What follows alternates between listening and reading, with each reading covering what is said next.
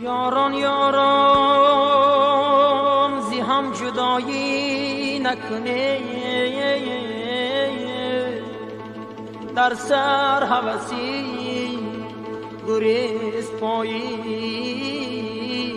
نکنه.